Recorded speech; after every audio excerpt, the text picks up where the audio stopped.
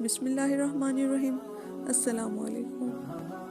عشق رسول اللہ صلی اللہ علیہ وآلہ وسلم کا عجیب واقعہ۔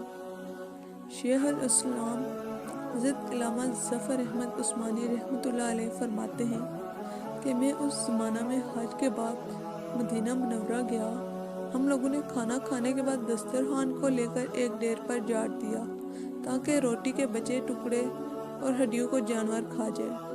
تھوڑی دیر کے بعد جب میں اپنے کمرے سے باہر نکلا تو یہ دیکھ کر حیران رہ گیا کہ ایک خوبصورت 9 سال کا بچہ ان ٹکڑوں کو چن چن کر کھا رہا ہے۔ مجھے سخت افسوس ہوا۔ میں بچے کو اپنے ساتھ لے کر قیام گاہ میں آیا اور اسے پیٹ بھر کے کھانا کھلایا، کیونکہ میں ایسی ہستی کے شہر میں تھا جو غریبوں کا والی اور غلاموں کا مولا تھا۔ میرے اس برتاؤ کو دیکھ کر بچہ بے حد متاثر ہوا۔ میں نے چلتے وقت اس سے کہا کہ بیٹے تمہارے والد کیا کرتے ہیں؟ اس نے کہا میں یتیم ہوں۔ میں نے کہا بیٹے میرے ساتھ ہندوستان چلو گے؟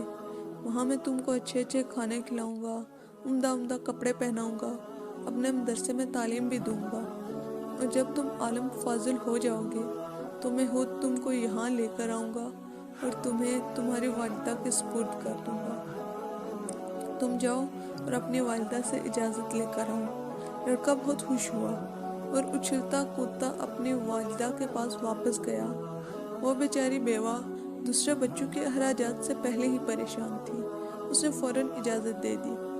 بچہ فوراً آیا اور مولانا کو بتایا کہ میں آپ کے ساتھ جاؤں گا، میری ماں نے اجازت دے دی ہے۔ پھر پوچھنے لگا کہ آپ کے شہر میں چنے ملتے ہیں؟ مولانا عثمانی نے بتایا یہ ساری چیزیں وافر مقدار میں تمہیں ملیں گی۔ مولانا کا یہ بیان ہے کہ میری انگلی پکڑے پکڑے مسجد نبوی میں وہ میرے ساتھ آیا اور ڈھنگ کر رہ گیا۔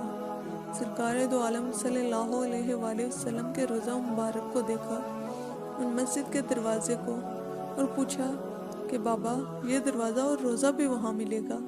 میں نے اس سے کہا کہ بیٹا اگر یہ وہاں مل جاتا تو میں یہاں کیوں آتا؟